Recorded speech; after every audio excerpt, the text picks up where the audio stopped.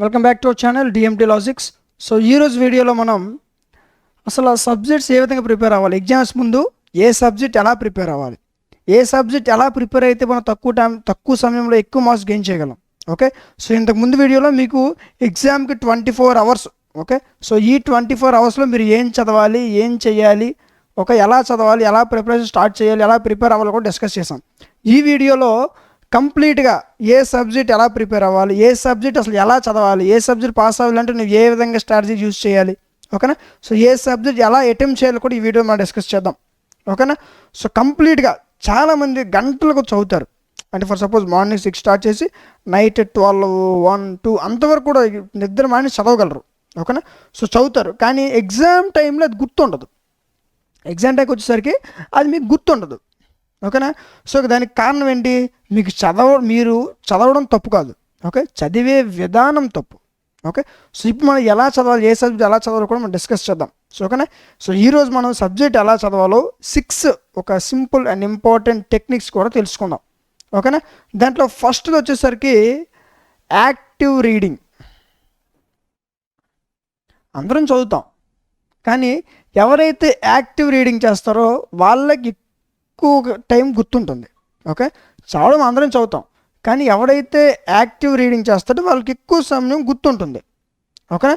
So పుస్తకం చూస్తూ కేవలం చదవడం కాదు, బుక్ చూస్తూ అలా ఉండిపోతే చదవడం కాదు, ఓకేనా, గుర్తుపెట్టుకోండి. ఓకే, సో అసలు ఎందుకు చదువుతున్నాం, ఏం చదువుతున్నాం, ఓకే. సో దాని యొక్క అర్థం ఏంటి, ఒక క్వశ్చన్ ఇచ్చాడు, ఆ క్వశ్చన్ గుడ్డుగా మూసుకొని చదవడం కాదు, క్వశ్చన్ ఏంటి, ఆన్సర్ ఎలా రాయాలి, ఓకేనా. సో దానిపై నువ్వు స్టడీ చేయాలి. ఫర్ సపోజ్ కంప్యూటర్ గురించి అనుకో, అసలు కంప్యూటర్ అంటే ఏంటి, ఓకేనా. సో అనేది చదివితే కంప్యూటర్ ఏ పనులు చేస్తుందో నీకు తెలుస్తుంది. ఓకే, సో ఆ విధంగా క్వశ్చన్ ఏంటి, మనం ఏం రాస్తున్నాం, ఓకే, అది పర్ఫెక్ట్గా చూసుకోవాలి. ఓకే, సో దాన్ని యాక్టివ్ రీడింగ్ అంటారు. అందుకే మీకు సింపుల్గా కంప్యూటర్ తీసుకోండి, కంప్యూటర్ అందరికీ టచ్ ఉన్నటువంటి థింగ్ కదా. సో కంప్యూటర్ అందరం నార్మల్ యూజ్ చేస్తాం. ఫర్ సపోజ్ ఫోనే అనుకోండి, కంప్యూటర్ తీసుకుందాం. సో ఇప్పుడు ఫోన్ గురించి మీరు నేర్చుకున్నారు అనుకోండి, అది ఏ పనులు చేస్తుందో మీకు తెలుస్తుంది. కంప్యూటర్ గురించి మనం నేర్చుకున్నాం అనుకో, ఓకే, కంప్యూటర్ అంటే ఏంటి అనేది నేర్చుకున్నాం అని చదివితే కంప్యూటర్ ఏ పనులు చేస్తుంది అనేది నీకు ఆలోచిస్తావు. కంప్యూటర్ గురించి చదివితే కంప్యూటర్ ఏ పనులు చేస్తుంది నీకు ఆటోమేటిక్ తెలిసిపోద్ది. సో అలా నువ్వు ఏ క్వశ్చన్ అయితే చదువుతున్నావో దానికి సంబంధించిన ఆన్సర్ అర్థం చేసుకొని చదివితే దాన్నే యాక్టివ్ రీడింగ్ అంటాం, ఓకేనా. సో నెక్స్ట్ రీకాల్, అంటే ఒక టాపిక్ చదివిన వెంటనే బుక్స్ క్లోజ్ చేసేసి ఏదైనా టాపిక్, ఫర్ సపోజ్ మ్యాథ్స్ అవ్వచ్చు, ఫిజిక్స్ అవ్వచ్చు, కెమిస్ట్రీ అవ్వచ్చు, వాట్ ఎవర్ ఇట్ మేబీ, ఏదైనా ఒక టాపిక్, ఓకేనా. సో ఒక టాపిక్ చదివిన వెంటనే బుక్స్ క్లోజ్ చేసి మీకు గుర్తున్నది మీరే చెప్పండి, ఓకేనా. అంటే ఆ టాపిక్స్ ఏదైతే ఉందో అందులో ఏది మీకు గుర్తున్నదో అది మీరు ఒకసారి రివీల్ చేసుకోండి, ఓకేనా. అది చిన్నదైనా అవ్వచ్చు, పెద్దదైనా అవ్వచ్చు, ఓకేనా. సో దాన్ని రీకాల్ అంటారు. అప్పుడు ఎప్పుడైతే మీరు చదివింది మీరు రీకాల్ చేయగలిగారో, బుక్ మూసేసి ఎప్పుడైతే మీరు చదివింది మీకు గుర్తుండి చెప్పగలుగుతున్నారో అప్పుడు మీ మెమొరీ స్ట్రాంగ్ అవుతుంది. ఫర్ సపోజ్ మీరు ఒక మ్యాటర్ చదివారు, ఏదో ఒక పర్సన్ గురించి కానీ దేని గురించి కానీ, ఓకేనా. సో ఆ మ్యాటర్ మొత్తం అయిపోయిన తర్వాత మళ్ళీ బుక్స్ క్లోజ్ చేసేయండి, క్లోజ్ చేసి అదే మ్యాటర్ మళ్ళీ చదవండి, ఓకేనా. సో ఎవరికో చెప్పుకోవడం కంటే సో మీకు మీరే చెప్పుకోండి, చదవండి, బుక్స్ మూసి చదవండి. అప్పుడు అక్కడ వద్ద మీరు ఆగుతారు, 100% ఆగుతారు, ఓకేనా.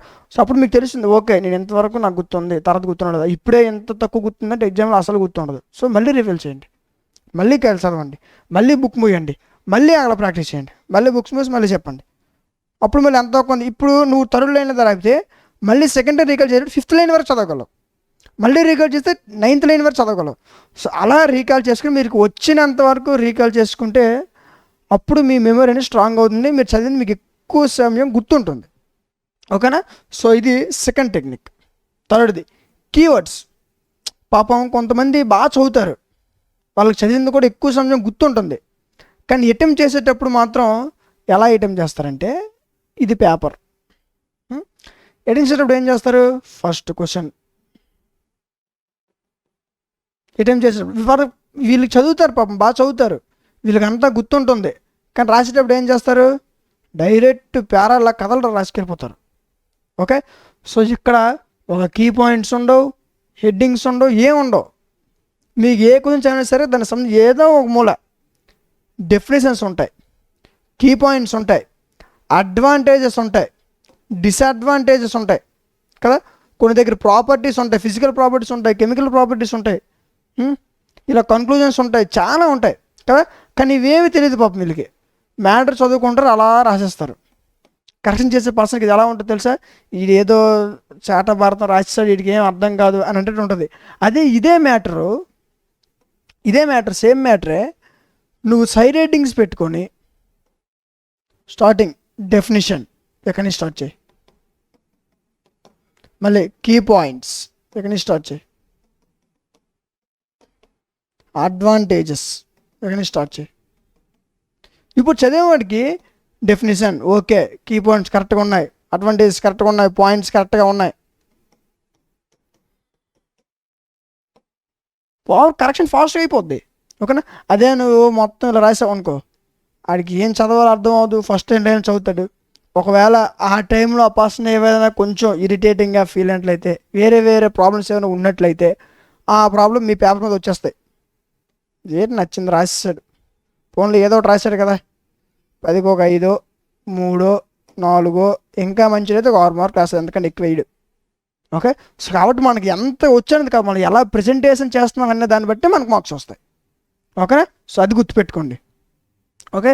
సో మీకు 3 టైప్ ఆఫ్ రీజన్స్ చెప్తాను. ఓకే. ఫస్ట్ మీరు ఏదైతే ఒక టాపిక్ కానీ, ఒక కంటెంట్ కానీ, ఒక చాప్టర్ కానీ ఏదైతే తీసుకున్నారో సో దాన్ని ఫస్ట్ చదవండి, ఫస్ట్ నుంచి లాస్ట్ వరకు కంప్లీట్ చదవండి. ఓకే. సో చదివిన ఒకసారి సెకండ్ టైం బుక్ మూసేసి దాన్ని చదవండి, అప్పుడు మీకు ఎంతవరకు వచ్చో మీకు తెలుస్తుంది. ఓకేనా. సో సగం వరకు చదివేసి చిన్న చూసేస్తాం అంటే అవ్వదు. కొంతమంది చదువుతారు కదా, చదివేసి చిన్న చూసి మళ్ళీ మొత్తం చదివేస్తారు, చిన్నదే చూస్తారు కానీ మొత్తం చెప్పేస్తారు. కానీ ఎగ్జామ్ హాల్లో సార్ చిన్నది చూస్తాను, మొత్తం రాసి చిన్నది చూస్తానంటే అవ్వదు. కాబట్టి మీరు ఏదైతే నేర్చుకున్నారో దాన్ని స్ట్రాంగ్ చేసుకోండి. ఓకేనా. సో 1-2 సార్లు ప్రాక్టీస్ చేస్తేనే అది స్ట్రాంగ్ అవుతుంది, లేకపోతే స్ట్రాంగ్ ఒకసారి చదువుకుని వెళ్ళిపోయారు అనుకో 100%లో మీకు మహా అయితే 20% కూడా మీరు రాయలేరు, 10% గుర్తుండదు అంతే. అది కూడా ఫస్ట్ పేరా, సెకండ్ పేరా సగంలోనే మీరు ఆగిపోతారు. కాబట్టి సో ఈ రీకాల్ కరెక్ట్గా ఉంటే మీరు ఆటోమేటిక్గా మీ మార్క్స్ ఖచ్చితంగా ఫుల్ మార్క్స్ వస్తాయి. ఓకేనా. సో ఫస్ట్ మీరు ఏదో చాప్టర్ ఎంచుకున్నారో దాన్ని ఫస్ట్ చదవండి, చదివింది ఇంకోసారి రీకాల్ చేసుకోండి.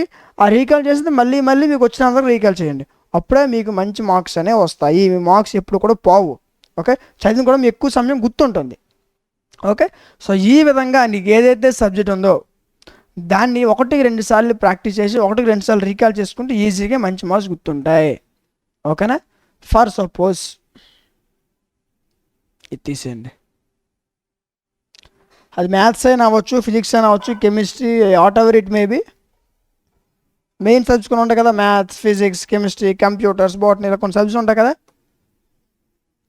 మ్యాథ్స్ తీసుకుందాం ఫస్ట్గా. ఓకే. సో మ్యాథ్స్లో మీరు ప్రాబ్లం రాస్తారు, ప్రాబ్లం మొత్తం మీకు ఇలాగ అయిపోద్ది, ఇదంతా స్పేసే. ఓకే. సో ఇందులో మీకు ఏదైతే సాల్వ్ చేస్తారో దీంట్లో కొన్ని ఫార్ములాస్ ఉంటాయి కదా. సో ఇక్కడ మీ పేపర్ చివర ఏం చేస్తారంటే నోట్ అని పెట్టి లేకపోతే ఇలా పెట్టి ఫార్ములాస్ రాయండి, ఏదో ఒక ఫార్ములా, ఏదో ఒకటి మీకు నచ్చింది రాయకూడదు. ఇందులో మీకు ఏదైతే యూజ్ చేస్తున్నావో, ఈ సమ్ చేసేటప్పుడు నువ్వు ఏదైతే ఫార్ములా యూజ్ చేస్తున్నావో ఆ ఫార్ములా ఇక్కడ చూపించామనుకో కరెక్షన్ చేసే పర్సన్కి భలే ఉంటుంది. అంటే ఒక పాజిటివ్ ఇంపాక్ట్ క్రియేట్ అవుతుంది అనమాట. తర్వాత నువ్వు ఏదైనా ఒక సమ్ నువ్వు ఆటోమేటిక్గా ఎక్కడైనా నీకు తెలియక ఎక్కడైనా తప్పు చేయడం సరే దాన్ని కరెక్షన్ చేసుకుంటూ వెళ్ళిపోతారు, అంత నోటీస్ చేయరు. ఎందుకంటే నువ్వు ఇంత బాగా రాసావు, సొల్యూషన్ బాగుంది, దానికి సంబంధించి నువ్వు ఆ సొల్యూషన్లో ఏదైతే ఫార్ములా యూజ్ చేసావో ఆ ఫార్ములా ఇక్కడ చూపించావనుకో ఇందులో 1 మార్క్ కూడా నీకు పోదు, అవుట్ ఆఫ్ మార్క్స్ ఖచ్చితంగా వస్తాయి. ఓకే. మ్యాథ్స్ రాసేటప్పుడు సొల్యూషన్ అందులో ఏదైతే ఫార్ములా యూజ్ చేస్తున్నావో ఆ ఫార్ములా ఇక్కడ ఇవి ఖచ్చితంగా చూస్తారు. ఓకేనా. సో వీటికి మీకు మంచి ఇంప్రెషన్ వస్తుంది. ఓకే. రైట్. సో ఇది మ్యాథ్స్. థియరీ సబ్జెక్ట్స్ ఉంటాయి చూడండి, థియరీ సబ్జెక్ట్స్లో హెడ్డింగ్స్, సబ్ హెడ్డింగ్స్, ప్రాపర్టీసు ఇవన్నీ పెట్టుకొని రాస్తారు. ఓకేనా. కెమిస్ట్రీ ఉంటుంది, కెమిస్ట్రీలో రియాక్షన్స్ ఉంటాయి. ఫర్ సపోజ్ కెనిజర్ రియాక్షన్ లేదా ఏదో ఒక సంథింగ్ ఒక రియాక్షన్ తీసుకుంటావు, ఆ రియాక్షన్ ఫస్ట్ ఇక్కడ రాయి, దాన్ని డయాగ్రామ్స్ ఉంటే డయాగ్రామ్స్ వెయ్యు. ఓకేనా. పెంత వేసేవచ్చు పర్వాలేదు డయాగ్రామ్స్. ఓకేనా. ఫర్ సపోజ్ డయాగ్రామ్స్ ఇలా ఉంటాయి, ఇలా ఉంటాయి కదా. సో ఈ ఈక్వేషన్స్ కరెక్ట్గా వేయాలి.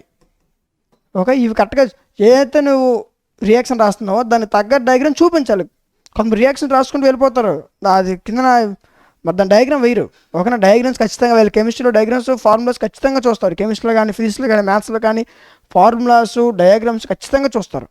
ఓకేనా, థియరీ సబ్జెక్ట్ కూడా మ్యాథ్స్ జువాలజీ బాటనీ సైన్స్లో కూడా డయాగ్రామ్స్ చాలా ఉంటాయి. జువాలజీలో బాటనీలో ఎక్కువ డయాగ్రామ్స్ ఉంటాయి కదా. సో అవి కూడా సరే, డయాగ్రామ్ ఉంటే పేపర్లో ఫస్ట్ డయాగ్రామ్ మధ్యలో వేయండి, చివరి వేయొద్దు. డయాగ్రామ్ దానికి సంబంధించిన మ్యాటర్ మధ్యని స్టార్ట్ చేయండి. ఓకేనా, సో మీరు చివరి వేసి ఇది మొత్తం రాసిస్తే మ్యాటర్లో డయాగ్రామ్ విరికించినట్టు ఉంటుంది. కానీ స్టార్టింగ్లో డయాగ్రామ్ వేసి దాని రిలేటెడ్ మ్యాటర్ రాస్తే చూసేవాడికి కొంచెం మంచి ఇంప్రెషన్ వస్తుంది, వెతుక్కోకర్లేదు అక్కడే ఉందని. ఓకేనా, సో దాని ఏ డయాగ్రామ్ ఉందో దాంట్లో ఉన్న కీ పాయింట్స్ పెట్టేసి ఆన్సర్ రాస్తావు. సో ఎంత బాగుంది పేపర్. నీ వే ఆఫ్ ప్రజెంటేషన్ బట్టే నీకు మార్క్స్ వస్తాయి. అది నీ దగ్గర కంటెంట్ ఉన్నా కంటెంట్ లేకపోయినా సరే. కొంతమంది కంటెంట్ లేకపోయినా సరే కొంచెం చదువుకుని మంచి మార్క్స్ తెచ్చుకుంటారు. వాళ్ళు ఇలాంటివన్నీ యూజ్ చేస్తారు కాబట్టి మంచి మార్క్స్ వస్తాయి. అర్థమైందా? అది గుర్తుపెట్టుకోండి. ఇక అదే కారణం, మీరు ఏదైతే మ్యాటర్ నేర్చుకున్నారో దాన్ని మీరు అలా ప్రజెంటేషన్ చేస్తున్నారని దాన్ని బట్టి మీకు మార్క్స్ వస్తాయి. ఓకేనా, ఇది చాలా జాగ్రత్తగా గుర్తుపెట్టుకోండి. ఓకే, సో నెక్స్ట్ ఇంకేమైనా మీకు ఇంకే డౌట్స్ కావాలనుకున్నా, ఫర్ సపోజ్ సబ్జెక్ట్లో కానీ ఎగ్జామ్స్లో కానీ మ్యాథ్స్లో కానీ ఫిజిక్స్లో కానీ కెమిస్ట్రీలో మన దగ్గర తీసుకునే కోర్సెస్లో కానీ మీకు ఏమైనా డౌట్స్ ఉంటే కింద మీకు వాట్సాప్ నెంబర్ ఇస్తాను, నెంబర్ కాంటాక్ట్ అవ్వండి. సో ఎనీ టైం మీ యొక్క డౌట్స్ క్లారిఫై చేస్తాను. మీ ఎగ్జామ్స్ వీలైనంత వరకు మీ ఎగ్జామ్స్ మంచి మార్క్స్ రావడానికి ఖచ్చితంగా సపోర్ట్ చేస్తాం. ఓకేనా, సో ఇలాంటి మరిన్ని వీడియోస్ మిస్ అవ్వకుండా ఉండాలంటే మన ఛానల్ సబ్స్క్రైబ్ చేసుకోండి, పక్కన ఉన్న బెల్ ఐకాన్ ఆన్లో ఉంచుకోండి. Thank you.